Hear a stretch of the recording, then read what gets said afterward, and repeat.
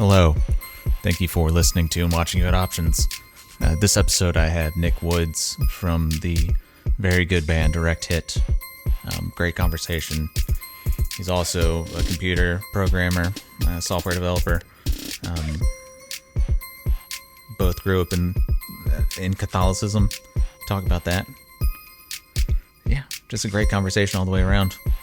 No matter how you slice it. Yeah, check out Direct Hit on Instagram, Direct Hit Band, at Direct Hit Band. Go to their website, crownofnothing.com. Buy some merch, support them. Yeah, go to thehandsomescoundrels.com and you can buy some YouHadoptions stuff. You can also buy some Handsome Scoundrel swag. At YouHadoptions on Instagram and Twitter. I need to tweet more, or I don't know. I don't know if the world needs more tweets. Yeah, thanks again. Make sure to follow, subscribe, all that stuff on YouTube. Yeah, thanks again. Thanks for listening. Thanks for watching.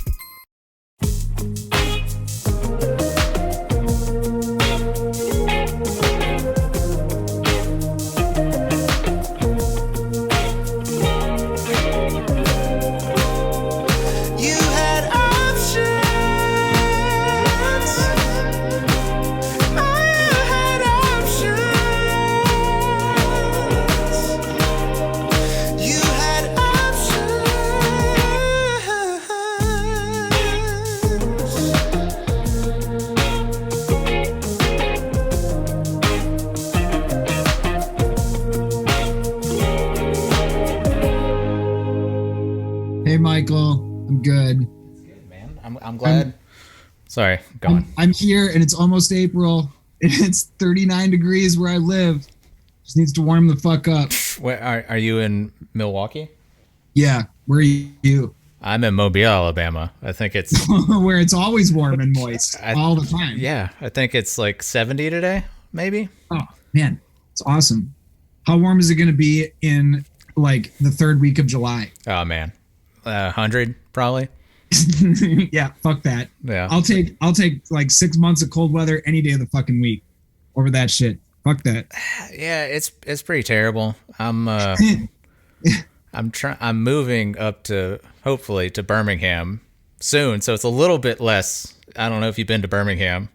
I have been to Birmingham actually. Yeah, so it's not as terrible because it's not on the water, but. Why are you moving to Birmingham or trying to move to Birmingham? I like it better. It's cooler. Oh, okay. Yeah. Cool. I've been to Birmingham like twice. Yeah. I played a show at a place called like Nick's or something like that. It was my bar. It's like, I own a bar in Birmingham. No, I'm just kidding. Is it still around? Oh yeah, it's like under an overpass almost.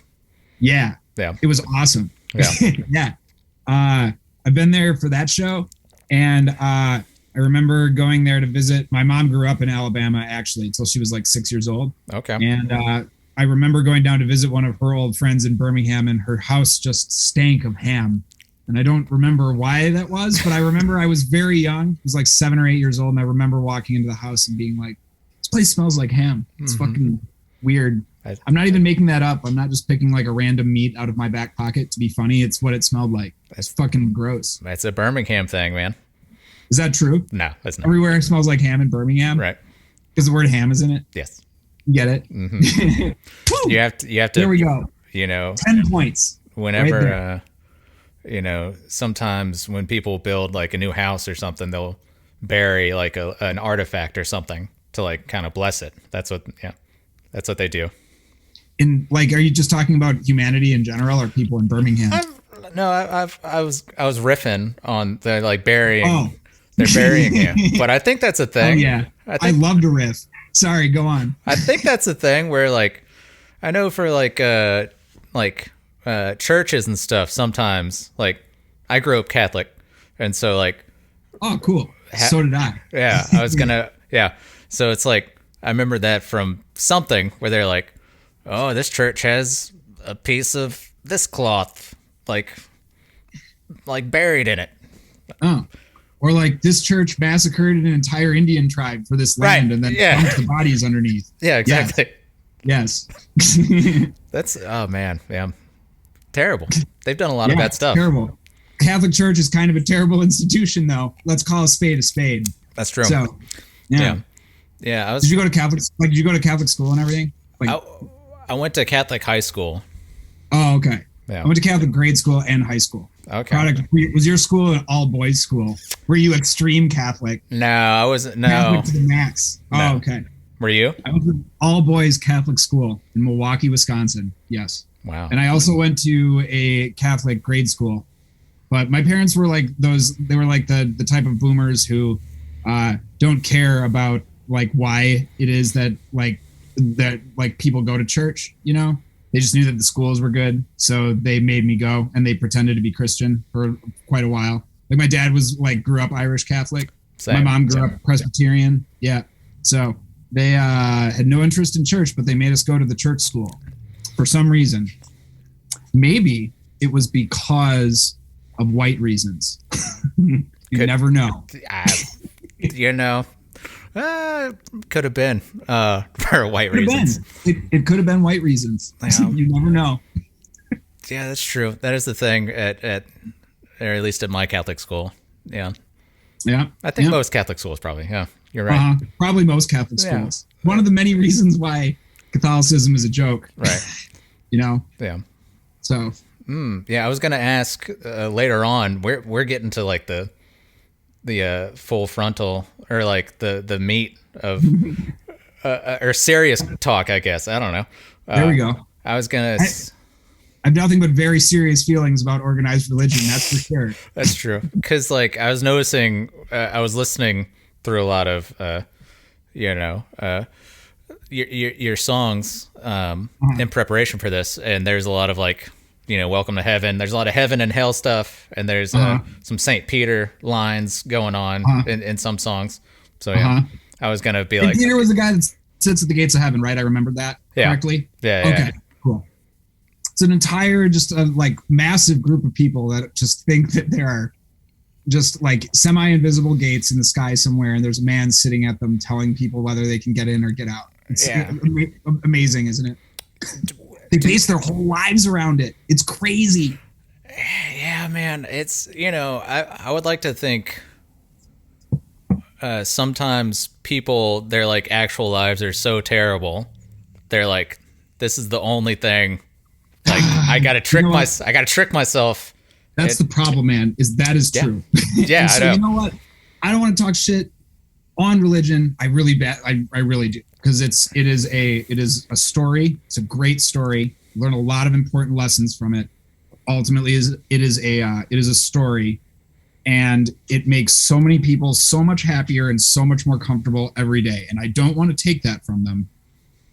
But it's an invisible man sitting at a pair of gates made out of light in the sky. That sounds pretty sick. In a book. Yeah, I know. I very badly want it to be true. But nobody can prove it, It's true. So, nobody can prove that that's true. So you went. So all of your underschooling or whatever was Catholic school.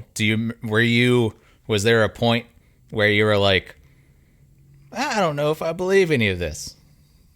Yeah, it took quite a long. Well, okay, so let's refine the dogma that I ascribe to a bit.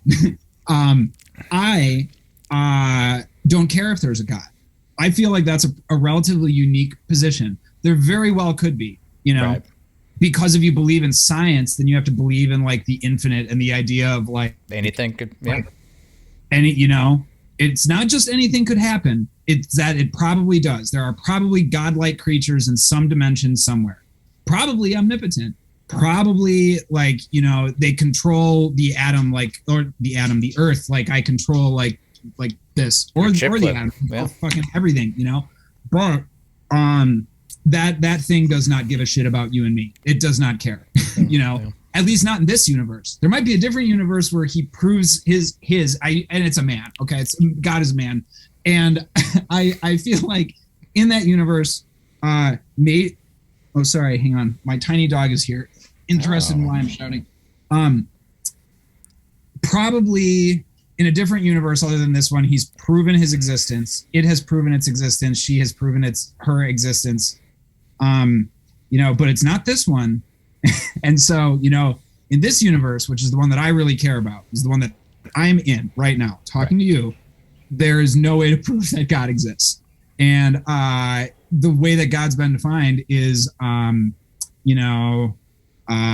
not scientifically accurate, not truthful. I don't know, just can't be proved. And so I don't concern myself with that. Yeah. There's a lot of life to live. There's a lot of way cool shit to think about. I'm not just going to think about one thing for the rest of my life and just fucking cross my fingers and hope I'm thinking about the right thing. Yeah. I'm not going to do that. But yeah, there might very well be another being that we can't comprehend its power and omnipotence, but there's nothing that I will do to appease that thing. And there's nothing that it's done so far that proves that it exists to me. So I just don't take it very seriously. Yeah. I think that's my religion, if you will. Mm-hmm. So I'm not a hardcore atheist though. I really just don't want to put the time and effort into thinking about that kind of stuff. Yeah. There are so many things that are more important. For sure. Yeah. It's are you religious? Do you go to church every week? No. I'm whatever typical. That's okay. There's for all we know, you could go to church every week and then you still wouldn't get into heaven. You'd still be in eternal pain and suffering for infinite, You have no idea. That's the thing. It's like, why would I imagine a roulette table and there's all kinds of there's fucking cool icons on a lot of them. There's weed, and then there's a diamond, and then there's a money symbol, and there's a 69, and then there's just a frowny face, just unlike one of them. I'm not fucking betting on that frowny face thing at the roulette table. Everything else sounds way cooler. I'll go for that instead. They're all an equal chance of going to hell or heaven. We have no idea. It's true. So, other than what one important person told us a long time ago. Yeah. That has been since retranslated in 1,000 different ways to appease the needs of rich people throughout all of recorded history. Yeah. Yeah. So. Are you? I was going to show this to my colleagues at work. I don't think I'm going to do that anymore. I feel like I'm going to piss a lot of them off. Maybe not a lot of them. Probably just the ones that whose opinion I don't care about. Because sorry. you work at a Knights of Columbus. Is that correct? Yeah, that's right. Yeah. I'm a teacher at a Catholic grade school. I teach the children about the Lord. Uh-huh. Yeah. No, I work at a very large media company, one of the largest media companies. And so I'm sure that there is someone somewhere out of their 50,000 employees or 35,000 employees or whatever who would take a grave offense at what I said. Yeah.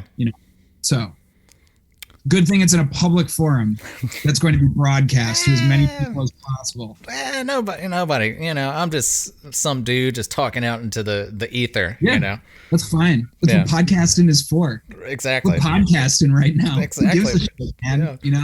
Yeah. Fucking Wild West. It's true. Oh man. I don't know.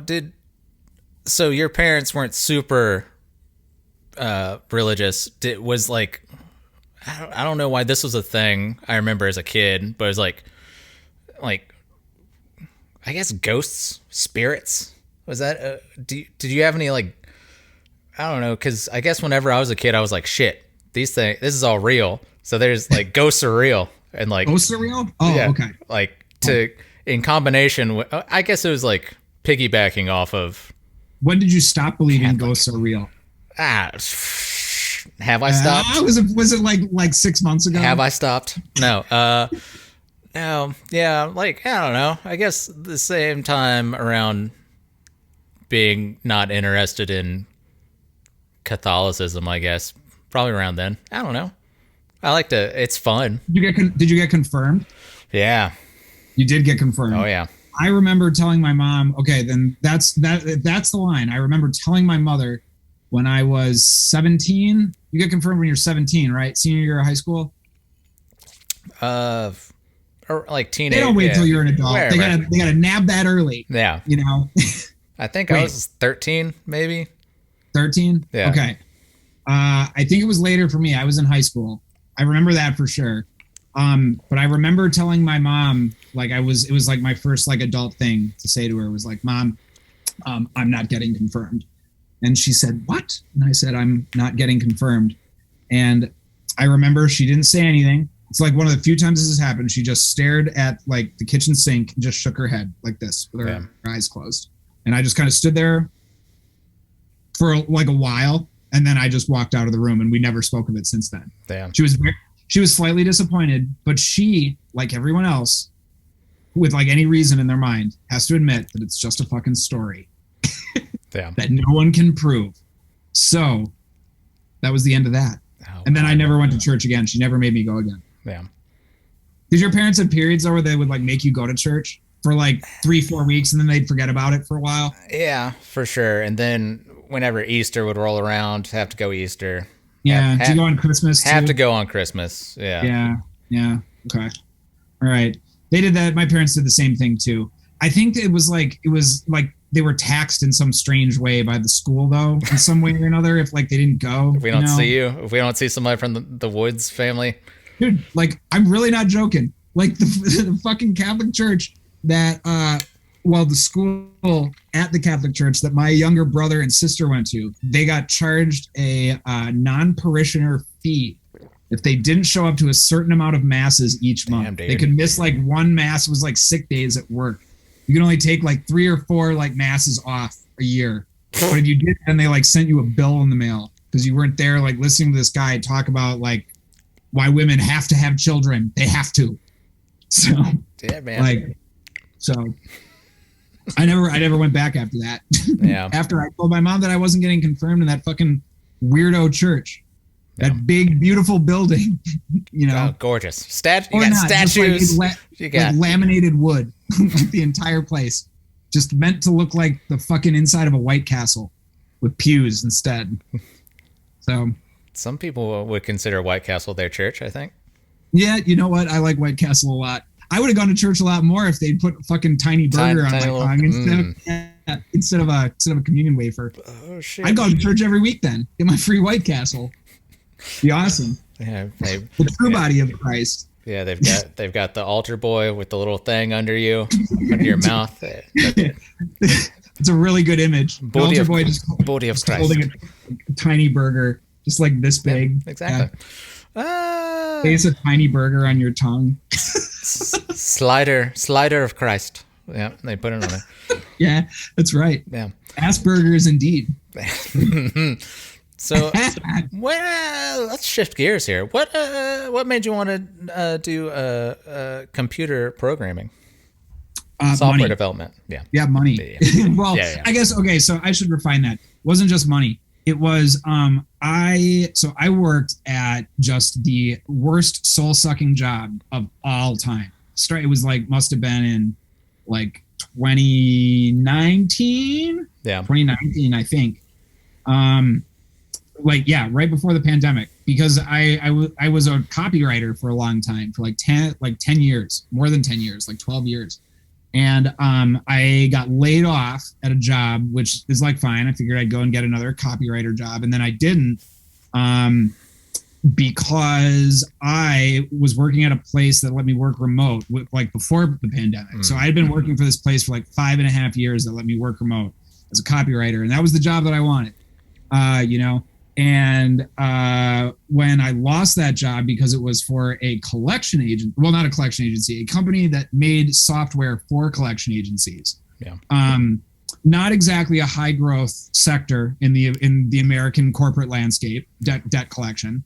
So they laid me off, and I couldn't find another job to work remote. And so I started working for this other place, some like marketing agency, and it was high volume SEO copywriting. I had to write, let me think, 7 articles per day, because I had to write an article an hour that was each 500 words long. Yeah. So I had to write 3,500 words a day, 8 hours a day, 5 days a week, remote. And I was getting paid like 2/3 of what I was making at the previous place. And they were constantly giving me grief for traveling and working at the same time. They wanted me to be at like the same desk every day, even if it wasn't a desk at their place of business. So you're remote. Yeah. Yeah. And so it was just a fucking awful place. I could go on for hours. Anyway, but they let me work remote. Okay. And so my entire lifestyle had revolved around the fact that I could work remote, because I obviously couldn't go on tour with a rock band that paid me $0 every year. And have a wife and kid and a mortgage at home and not work remote. I couldn't do all of that at the same time. Right. And so about 6 months into this soul-sucking job, I was constantly upset with my wife and my child for no reason, because it was just eating my personality away. Just writing, it was all about used cars too. I was just writing car dealerships. Dude, it is fucking Randy's Chevrolet. Oh, dude, and I could send you some of this. All these people making restaurant recommendations, from your local used car dealership. Yes, love it. I remember writing the top 4 horse farm tours outside Lexington, Kentucky was the headline that I wrote down into a thing. Stop and the then presses. sent it to somebody, and then somebody put it on the internet. And then somehow people buy used cars because of that. Anyway, So that's what I was doing. And I came home one day and I told Kate, I said, Kate, this job is making me miserable. And she said, yes, I know. It's been like that for a long time. And what are you going to do? And I said, I don't know what I'm going to do. I'm going to figure out how to get a new job. And so I woke up the next day and I Googled best jobs in the US on Google. Right. And the number one job was software developer. And then everything else was healthcare related. And I was not interested in working in healthcare because that's profit off of the death and suffering of other human beings. And so I didn't want to do that. And so I looked up, how do I be a software developer? And there was a boot camp that showed up in the number one ad search listing. And I clicked on it and it said, this costs $10,000 for 6 months. And you're guaranteed to get your money back if you don't find a job. And I said, okay, that sounds about right. And so I signed up for a $10,000 boot camp bill and I quit my job and started doing that. It was entirely out of desperation. And it was the main reason was because software developers all work remote, as you're well aware. Not all of us, but a far more significant portion for a far longer period of time than any other profession. And so it seemed like a very satisfying job. And it seemed like I could bullshit my way into it if I really had to. If I really didn't figure any of that shit out, which is what I was worried about, that I wouldn't be able to learn how to do it. Right, yeah. I would be able to pretend as if I was a software developer and still make about as much as I was at the place before that. And if there's one thing I can do, it's bullshit. I can do that really good. I feel you. It's second nature to yours truly. And so that's why I signed up for that boot camp. And I had paid so much to do it that it was the motivating factor the whole time. Whenever I got frustrated or something like that, I would stop for 5 minutes and I'd do something else, and then I'd go, wait a minute, you have to pay fucking $10,000. Pay this off, yeah. You got to fucking pay that bill. Yeah. You better figure it out. So that's what I did. And then I took a garbage first software job right out of that boot camp. And then I took a startup job that was really hard, but really fun. And now I work for the Batman. So that's what my job is. So the Batman and HBO. Robat or whatever. Have you Robert Pattinson Batman? Oh, yeah. Robattinson. Yeah. I remember that. Have you seen the Batman? I haven't seen the Batman yet, actually. It's good. I work for Warner Media, which is Warner Brothers, basically. Soon to be Warner Brothers Discovery, formerly of AT&T. Discovery Plus, yeah. What a pedigree, what I just described is like a stock photo of just two white hands shaking with cuffs. Yeah, that's right. Yeah. Anyway, Warner Brothers is really awesome, actually, and it's really cool that I get to just basically watch Friends all day and figure out how to get Friends to more people. or the Batman, for example, or HBO or CNN or fucking Cartoon Network or any of these other cool places. And I get access to this really cool screeners app that just gives me the access to all of Warner Brothers content throughout all of history. Damn. It's really cool. And I thought that the Batman was going to be on it, so I didn't go to see the movie, and it didn't show up. So I haven't seen it. Yeah, fuck. It's worth a watch. That's right. It's good. Yeah. It was a long tail. I knew the Batman was coming eventually, so I decided to become a software developer so I could get early access to the film. The long game. Yeah. Yeah, that's right. Yeah. What was I going to say? Do you get any sweet Six Flags kickback? That's a great question, actually. I know I should really look into it. Where's the closest Six Flags to you? Ooh, Six Flags Great America in Illinois. It's the second largest, right behind Magic Mountain, I think. Oh, okay. So you have one down in Alabama, right? There was Jazzland in New Orleans, which shut down. That doesn't sound as cool. Jazz Katrina. is cool, but Jazzland does not sound as cool as Six Flags Great America. There's one in Atlanta. That's probably the closest one. Yeah. Okay. There you go. Cool. We got the one with the Spider-Man with the Superman ride where like you face like flat down with nothing beneath you, and then you just fly through the air like a bird, 75 miles an hour or something crazy. So I've been there before. They have like a big Halloween thing like every October or two. It's really awesome. Put a fucking like giant inflatable spider on the side of the American Eagle, which is like a 200-year-old roller coaster or something like that. Yeah. The stench of death overwhelms you as you climb on it. If there's anything that's like first introduced at the World's Fair, I don't know if I want to experience. Well, you gotta go. It's like a rideable museum exhibit or something like that. It's great. Oh man, but like, I pretty much got into software development for the same reason of like, how can I work and maximize my money, lower my level of effort, Yeah. And that's the thing though. You put a lot you had to put a lot of effort in to learn this shit. Yeah, that's true. Yeah. So, you're just basically front loading, Yeah. It is kind of a dive too. Like, I feel it seems like a lot of the software developers that I've met, I think a lot more recently people have like The Secret has kind of gotten out, and there's a lot of people that are at least like giving it a try, Yeah.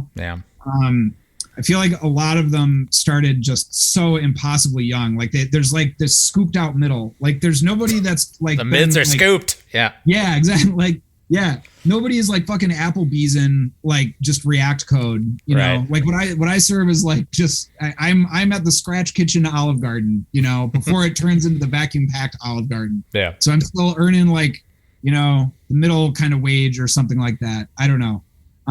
But yeah, like I know a lot of people who started like working on computers when they were like fucking between 3 and 8 years old, something impossible number. And then like after that, it kind of petered out a little bit, I feel. And now it's like a bunch of people in their 30s that are all like realizing how soul sucking most corporate America work is and how meaningless it is. Yeah. And you can actually like make shit that's useful for like a living. If you spend just like 6 months putting your head down, forget about all that bullshit you tried to learn about in a 4-year university. Yeah. I think my first go around at college, I got an English lit degree, and so journalism. Like, exactly. So similar, and so it's like, and then I spent some time in the public sector, and they expect results. You know. Yeah. Like Ghostbusters quote. But. Was that environmental dude, the original Ghostbusters? Did he say that, or does he say that? I don't know my Ghostbusters lore well enough. Dan Aykroyd said that once. Oh, okay. Yeah. No, then I'm thinking of the wrong person. Like you get outside of college the first go around, and you get in the real world, and you're like, fuck, man, I feel like I'm just fucking puttering along, and then for whatever reason, I was Well. But you don't it's not like the kind of people who get like very well-paying jobs despite having like a liberal arts degree from a respectable university feel like those are the people that got the memo early that they still have to learn a skill. Like they still have to learn to do something, you know? And I feel like, I mean, I wasn't an English major. I was a journalism major. And like they teach you how to write well in journalism school, you know? Right. But there's no real discussion about how like that skill applies to somewhere that's going to pay you money other than working for like a newspaper, which was just like when I graduated school in 2006, that was just like the most impossible career. Like, you know, Facebook was invented in like 2004. It was like right when the bottom fell out of just like earned media in general, I feel like. And I feel like if I had just been made to take like an intro like C++ class or something like that. Yeah, man. Because I know nobody like gave a shit about JavaScript basically until the iPhone came out, essentially. Like I feel like if I had just gotten that a little bit, I wouldn't have been as freaked out by the idea of working in computers like professionally. You know, I fucking love it, dude. It's fun. Yeah. It's super tight. It's like playing video games for a living in some strange abstract kind of way. Well, yeah, it's like for me, my favorite thing, well, it's like the double-edged sword of like, I don't know how this is going to work. And you bang your head and you're just like, fuck, I don't know if this is going to work. And then a week later, you figure it out and you're like, I'm the smartest man alive, you know, or whatever, you know. And you got something that you can show people like that it does something, you know. You're a C# programmer, right? Yeah. Okay, cool. Yeah, almost everything I write is in JavaScript. And it's like, I probably wouldn't, I worked in C# actually for like 10 months. My first like bullshit internship style job, like out of boot camp stuff was working in like C#, Angular, what was the ORM, Entity Framework, like that kind of stuff. And I had no idea what I was doing for like 9 or 10 months, you know? Me either. Yeah. Yeah. Hey, can you just sum up succinctly what the point of an interface is? It's like an agreement, you know? Why is that important? I don't know. That's the like see, that's okay. So that's the interview answer of like, explain the difference between an interface and a a type. What do they know? They always say interface and a some abstract class, and I'm just like, I don't know. I know interface is like an agreement. You know, it's like a kind of a. You have to have all the shit that's in the interface. Yeah. Or not. If you have a question mark after the thing, it might be in there then. You know, but nothing more than that. Nothing less. You know. I don't know. I just Google. You know, and I just Google. I'm a Googler. Stop. Like that's the practical. Like when, like if you're working from a blank screen, right? This is my question for just object-oriented programmers, just in general. If you're working from a blank screen. And you're just like hearing some guy's like wacky idea, like he's just like blowing lines off a table and being like, I got so many ideas and you're going to make me apps for all of them. Okay. And he's like throwing money at you. And like, and you have like a computer and that's it. You're just like starting from the beginning, just like Hacker Man away. Man. Yeah. And like you get at what point do you go, I need an interface? I don't know. I haven't done enough. That's what I'm saying, dude. Yeah. I can't figure it out. At what point does it become useful besides IntelliSense? Like just telling you, I guess like it gives you notes on like what you have to put into a function for that function to do the thing that it's supposed to do. Yeah.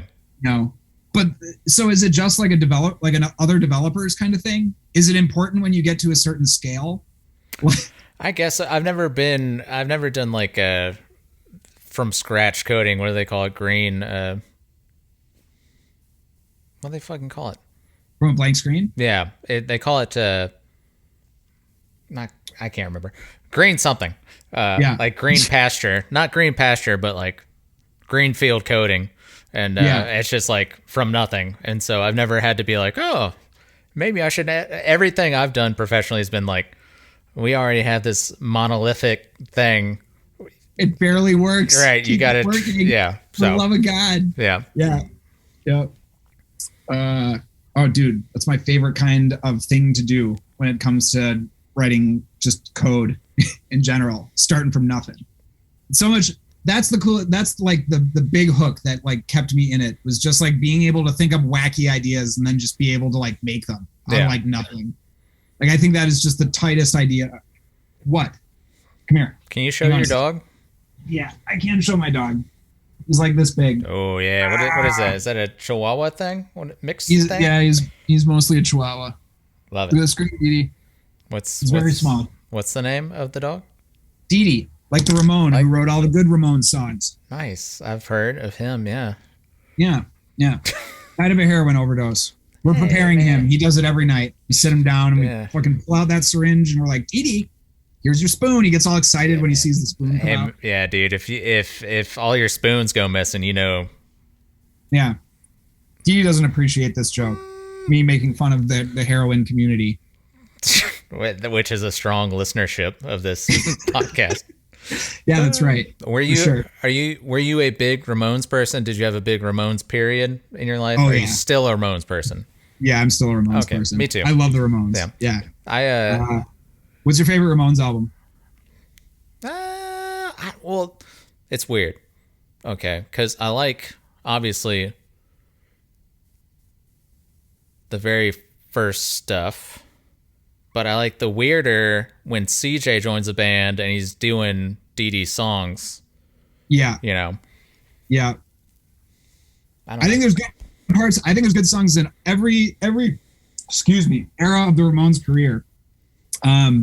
They were like barely a band for me, like growing up though. I remember seeing them on The Simpsons. Yeah, like, and they were more of like this idea of a band. Like it was like they were like the Elvira of music, right? Or like the David S. Pumpkins of music. Like you kind of get what that's going for, but like you don't like. And David S. Pumpkins is just an excellent vehicle for a certain kind of feeling that I have about just like rebellious youth culture in general. Yeah, it's like you kind of recognize what they're going for with said character, but you don't really know, right? You know. It's like they're like a boy band, but they're also like criminals, and like, but the girls are supposed to love them, but like, and your mom's supposed to love them, but your dad hates them. Like, I don't get where like the mixture came from. Just like 60s excess, like rotting 60s excess, just distilled into a group like that. Do you have like maybe do you have a group of songs that's like you're like, oh man, outside? I don't know. It's tough. Yeah. Tough question. Like, hang on. I've got like, we played, Direct Hit played a Ramones set a few years ago. Trying to see what we had on it. I don't have it on my phone, but yeah, we did like, I don't know. Rocket to Russia is my favorite album of theirs. I feel like it's like self-titled, then Rocket to Russia is better, and then after that it's just like a mishmash of just like strange media. Yeah. Like, I don't know. Bonzo Goes to Bitburg. Yeah. Like I love that song. Somebody Left Something in My Drink, whatever that song is. Somebody. Yeah. Yeah. End of the like most of End of the Century, I think is actually really good, even though it's like not good objectively. Yeah. You know? I like Subterranean Jungle is cool because it's when they're starting to get like weird. Yeah. Like have weird, like they would have like classic Ramones sounding songs, and then they would have like, all right, let's get weird. Yeah. What was that one that they did? The fucking Tom Waits cover. I Don't Want to Grow Up. Yeah. That one too. When I'm not, and it's like super polished guitars. Like I feel like that's just the song that every like modern Ramones core band just listened to and just ripped off. Yeah. For all of eternity. I like I don't know, songs like Poison Heart and like Pet Sematary. Later on, Pet Sematary. Yeah. Classics. Yeah. Pet Sematary, it's like, I don't know, there's kind of like a weird crass commercialism to that band, and like the tragedy that they all befell, like every one of them, with like just Tommy around to witness, you know? Yeah. I don't know. The Ramones died penniless and hating each other. It's crazy to think about. Yeah, you know, I don't know if you've listened to the Stern, like Marky Ramone Stern show, like Marky Ramone and Joey Ramone both like just screaming at each other, like, dude, on Howard Stern, they're both on at the same time. I can't remember if Marky is in the studio and Joey is calling in, or if they're both just calling in, because they're both like, you know, Joey Ramone saying to Marky Ramone, like, you wear a fucking wig, everybody knows you're bald, and Marky Ramone talking to Joey Ramone's like, you're a dry drunk. Everybody knows, you're not drinking, but you're still a drunk. And it's like, oh my God. Of course, Howard Stern's just like, can you imagine calling somebody in like a public place, like on a radio show, and being like, you're still an addict even though you haven't drank in years. Like, oh man, that's so brutal. And then they made like, I don't know, some like basically defined a genre of music, it's crazy. Yeah, it's Pet Cemetery is just like a crass, like shitty throwaway song for like a fucking Stephen King movie, Right. Yeah, I love it though. Yeah, and like, if you have you watched that Dee Dee Ramone documentary? Is Dee Dee home? No, I haven't actually. It's worth a watch. I think it's on YouTube, but it's like about his later. Like, I think it's like right before he dies. Oh, okay. Wait, did you listen to D.D. King, his rap project? Yeah, his rap album? Yeah. Isn't it funny that like the verses in that are just so laughably bad, but then the choruses are like, it's a pretty fucking good chorus. You can write some songs. You can write a hit, man. Yeah, but you can write a chorus. I don't know if you can write a hit. But yeah, you think about like Dee Dee Ramone, this like, whatever, addict, like kind of dumb guy, but like some of the songs and some of the lyrics are like kind of poetic or whatever. Oh, dude, like it's just like, where did this come from? Yeah.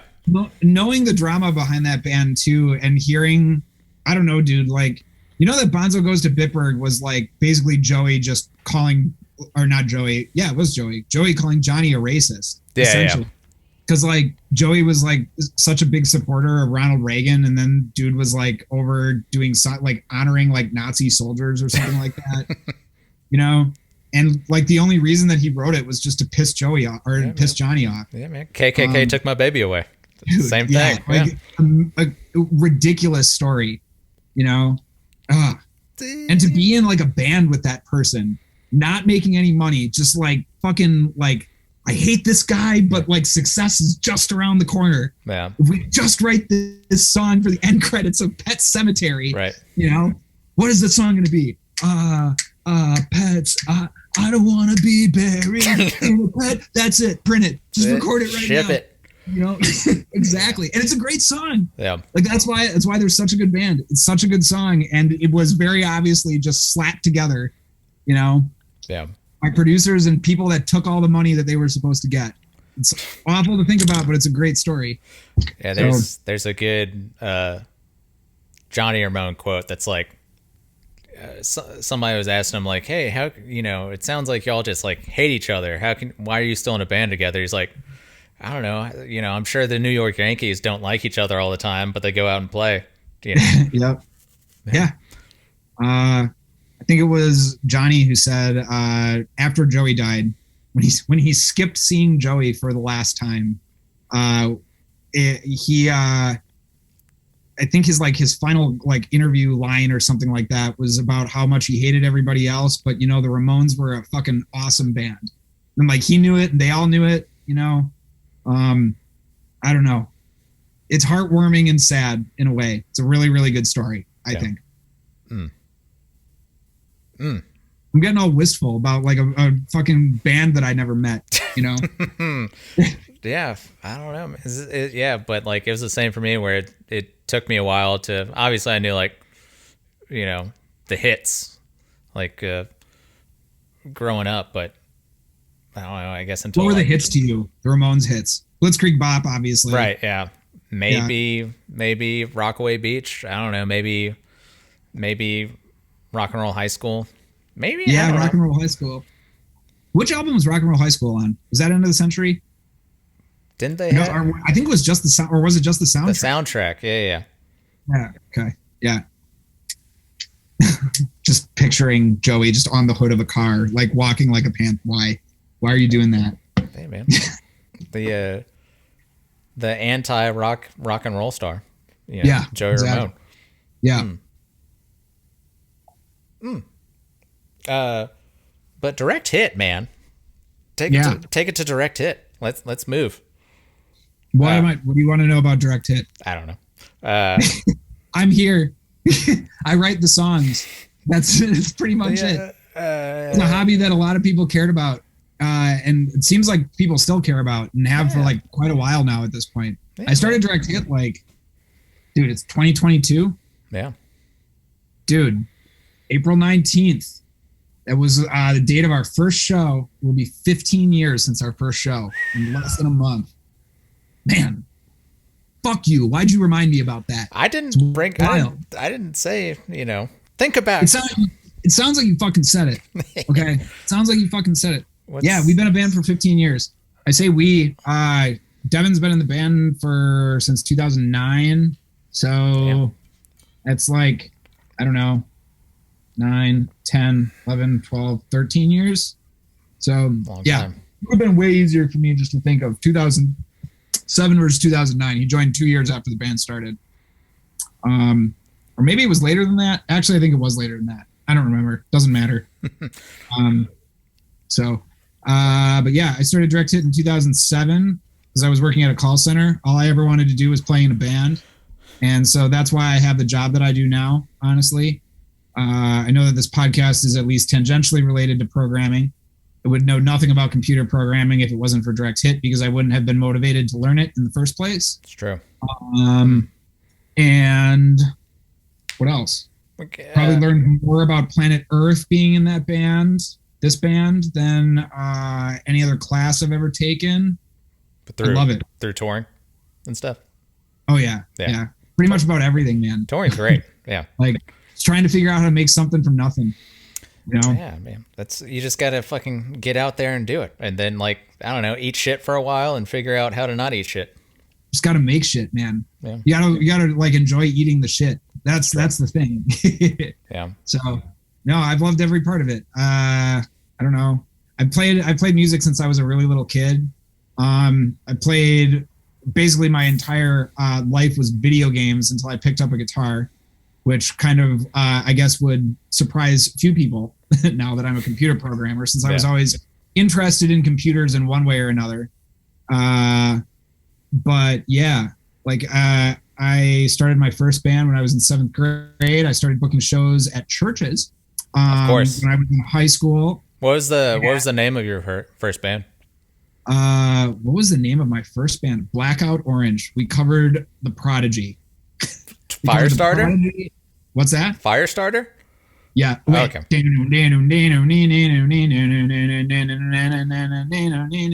Yeah. It's not Firestarter. It's the other one. Smack My Bitch Up? I don't think it was Smack My Bitch Up. Actually, I think it was Firestarter. Now I want to. They got all, to me, there might be some English person listening being like, oi, Prodigy has, I talked to another guy on his podcast about Prodigy. I like the Prodigy. I think if this is the song, TurboTax Live hang on a Expert second. can do your simple tax return. TurboTax is not sponsoring. It's over. Oh, hang on. Now it's Bring It On and Say It. It's all good. So, anyway, while we wait for this to come on. It's got to be Firestarter, right? I think it has to be Firestarter because the only other hit was Smack My Bitch Up. And I would. 7. Yeah, there you go. Wait a minute. It's not Firestarter.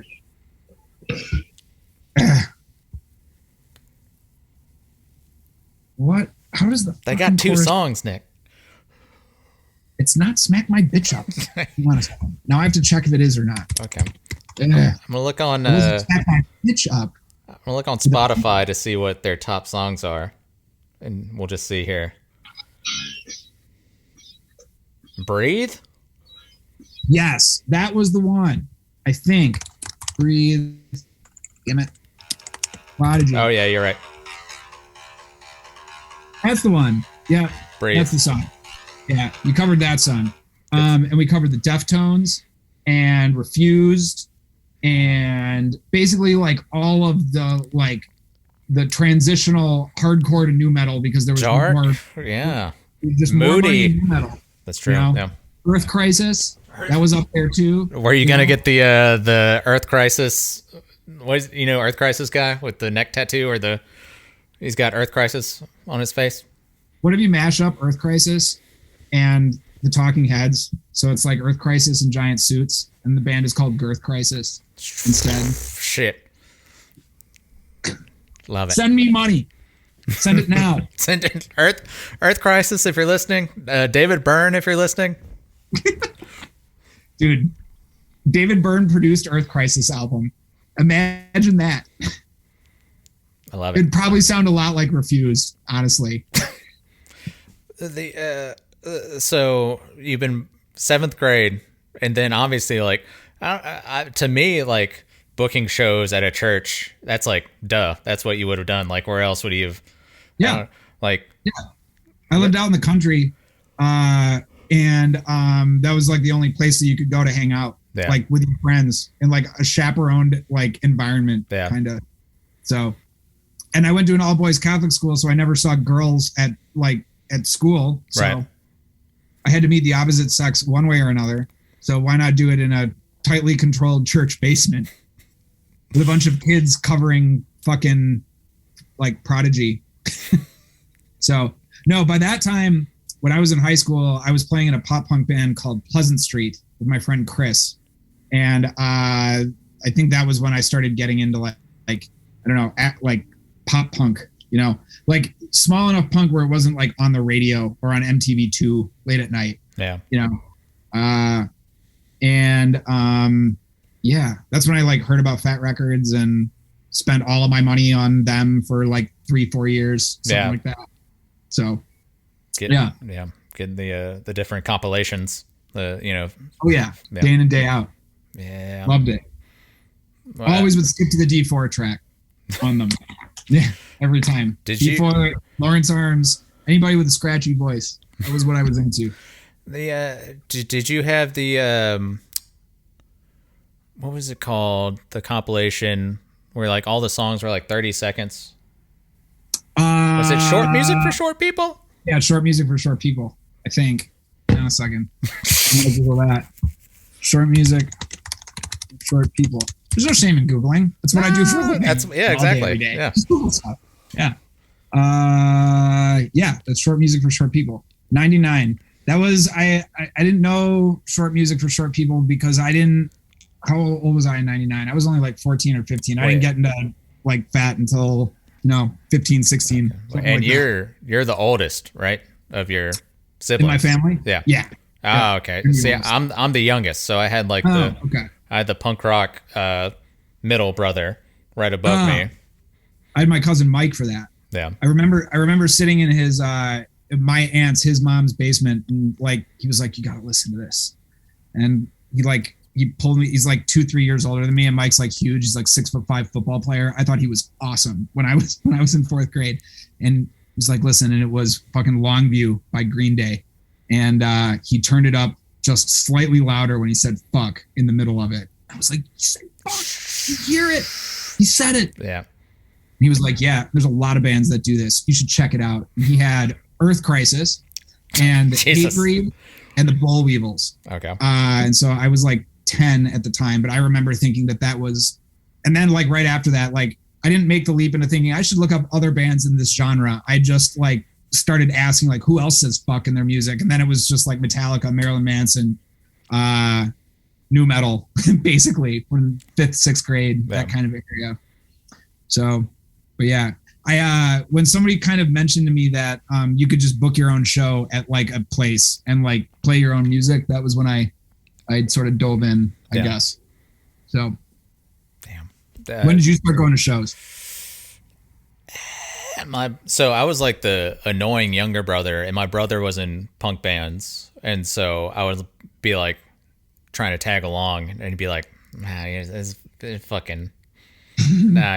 Wanted to smoke cigarettes outside the church. Probably, yeah, exactly. Yeah. And so I don't know, probably like 14, 15, that area.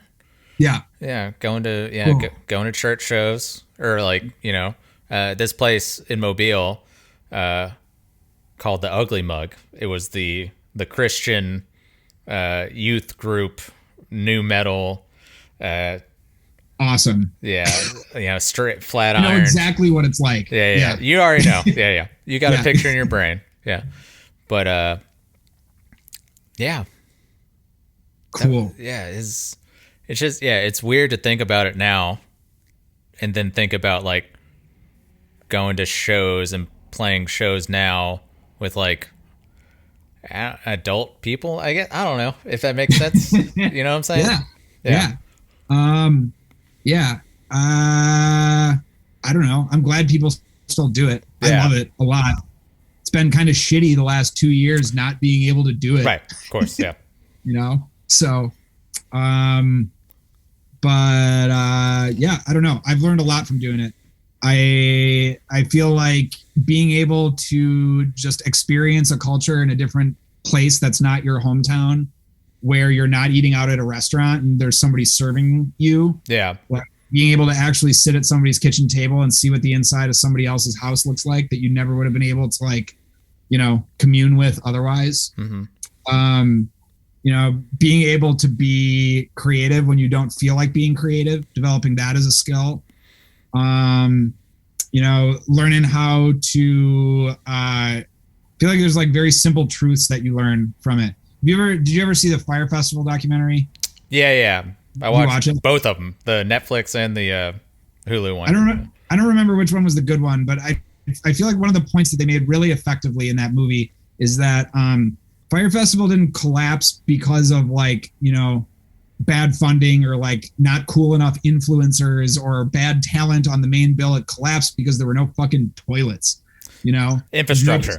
There's no plumbing. There's no electricity, like the very basicest of things, I mean, it's like people talk a big game about like creative strategy and advertising or something like that. Advertising as a game is just based on how many people you can send a message to. Like if you have the means to be able to do it, it's whoever can do that the best. Yeah.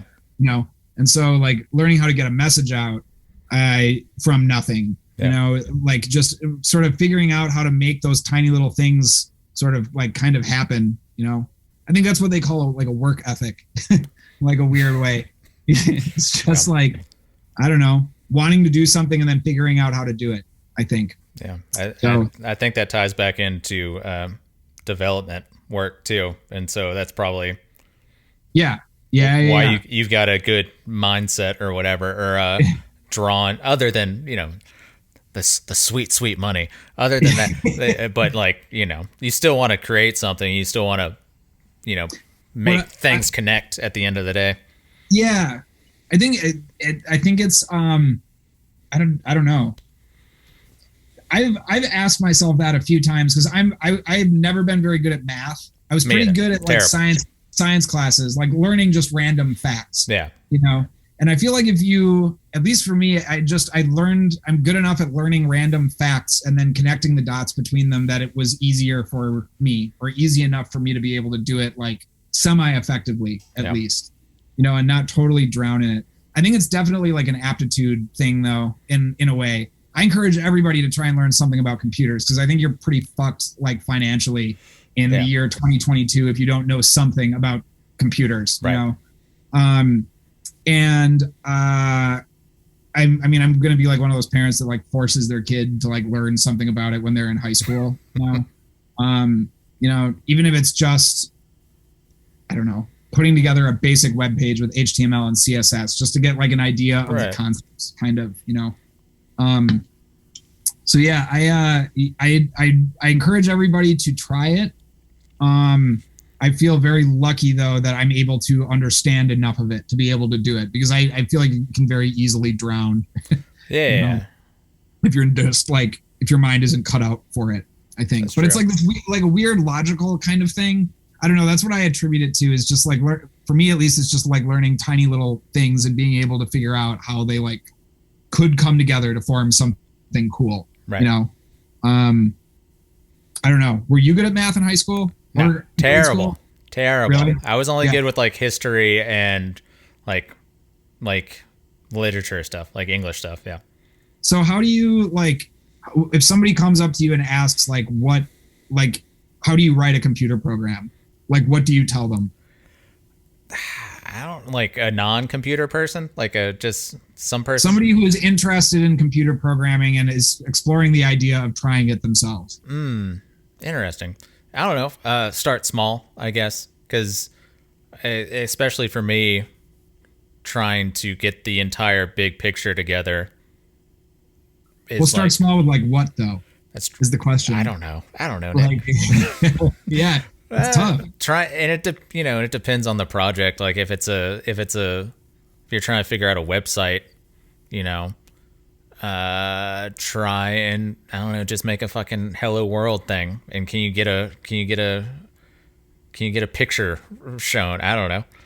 It's like just what is I don't know. I always tell people it's tough. Have a project. Yeah, Have a project, and then what do you do? Well, start by thinking what sounds like a most likely solution to make that happen. Yeah. Kind of like it's because I always wondered it myself, like growing up, like how video games were even made. Right.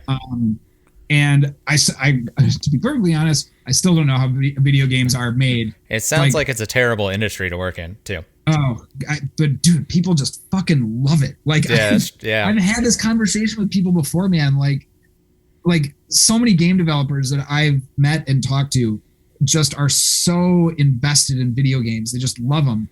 And like, I like video games a lot too, but it's hours and hours, and you get paid like slightly less than most other developers, kind of, just for the prestige of being able to do it.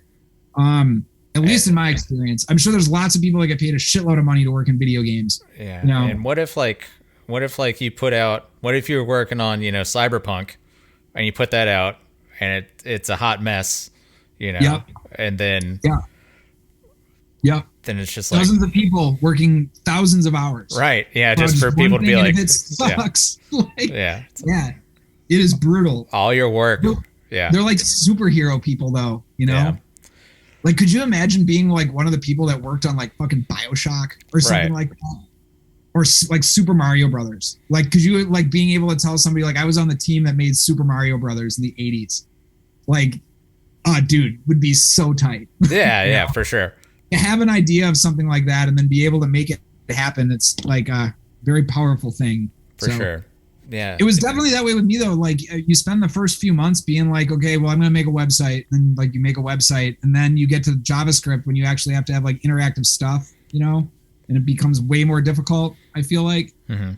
I don't know. When you were in your school, did you learn all about C# like OOP, like right from the start? No. I went to, in Alabama, there's a city called Troy, and it's University of Troy is there. And so I did their online courses, and their intro to development courses were C++.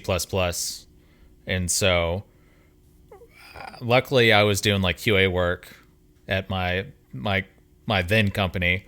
And so and we were a C# shop. And so I had some understanding of like how programming works in the real world and like practical stuff. But yeah, I started out with C++ and just feeling like this is some weird abstract shit that I don't understand. And then, yeah.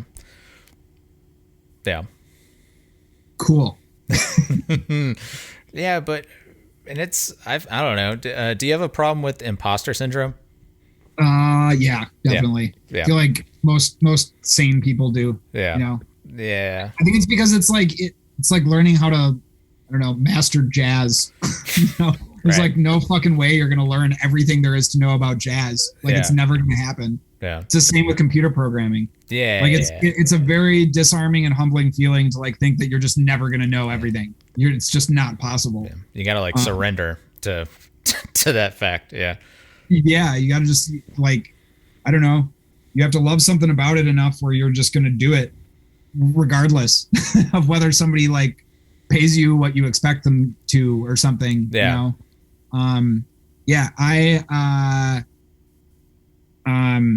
I I guess for me that motivation was my band. Like I just didn't I didn't want to give that up. And so, I was going to figure out a way to get through it, just because I knew that if they paid me half as much as everybody was telling me that everyone gets paid to program computers, I'd be in the same position I was before. Right. Except I'd have a new skill, and then I'd be able to like bullshit about another topic at a bar or something like that, the thing about, Python. Let me tell you. Yeah. The thing about Python is nobody can use it. And that's not true. There's lots of people that use Python for really cool stuff. But like, I imagine trying to share like a piece of Python code with just like somebody who does not know what computer programming is all about. Yeah. Whereas I can say, yeah, I worked on the fucking like multiplayer app that they used at March Madness last year. And everyone goes, oh, that's really cool. That's great. Did you? I did, actually. That is cool. Well, my team did. Yeah. It wasn't my app. No, I did not design an entire application. Yeah, just like Hacker Man.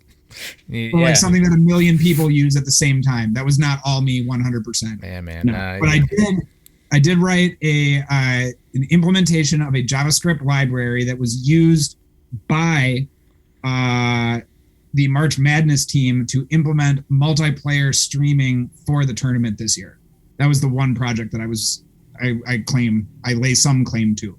Not even real claim. I just used something that somebody else already made in a new way. Yeah. And somebody told me to like make it that way. So it wasn't even my idea. Right. Well, it's, you find something on GitHub or, go look on Stack Overflow, or you can just Googling shit, YouTube, whatever. It's all day long. Yeah. We're just cobbling stuff together to see if it works. That's right. Wow, yeah. Man. Eventually it does, because it has to, because you get paid a lot of money for it. It has to work. Yeah. It has to. Shit. We're like in an hour, but I did have some of the new songs. It's like synth driven. Yeah. These are like your first synth songs, like fully synth songs. Like it's because I was trying to figure out how to record music. Okay. It's cool. I liked them, man. They sounded good. I think they sound good too, man. I like electronic music a lot of the time. Prodigy. Talked about it before. Covered the Prodigy. I think there's lots of good music, and I think that means that there's lots of good electronic music. I think there's more bad electronic music than there is good electronic music. Probably. But I also think that there's more bad classical music than there is good classical music, and more bad punk rock than there is good punk rock. That is a question of the infinite. That's true. There's an infinite amount of good music and bad music. Yeah. You'll never hear all of the worst music, no matter how hard you try, and you'll never hear the best music, no matter I'm trying. Well, you picked the correct genre, my friend. Me too. Yeah, well, it's like I think that's a cool thing about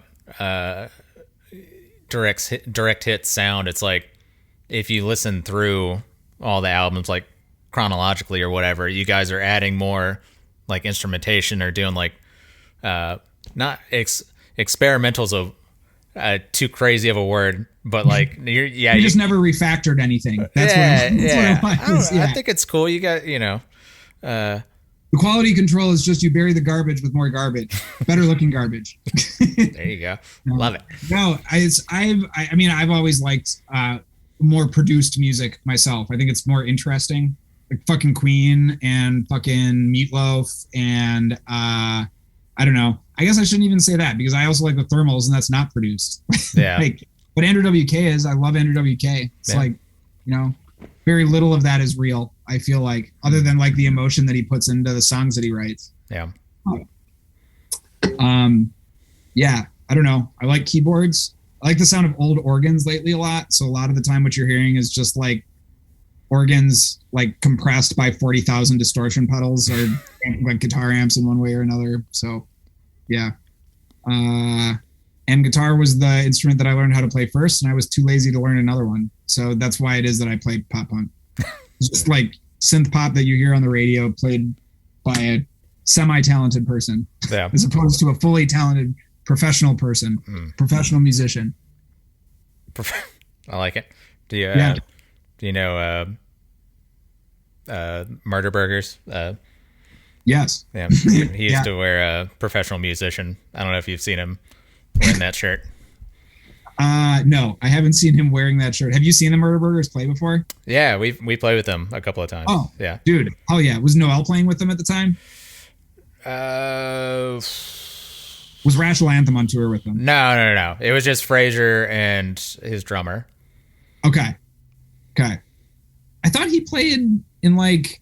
I think here's the thing. I've listened to the Murder Burgers a lot, but I've only met Fraser like once or twice, I think, and I don't know if he was sober enough to remember me at the time.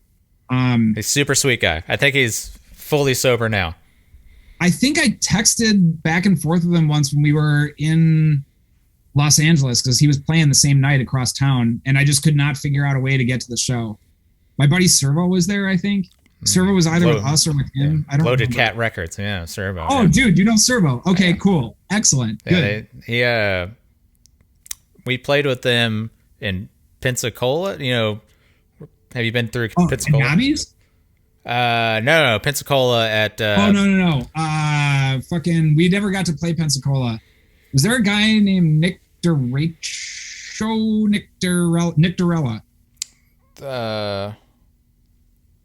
Tattoo guy?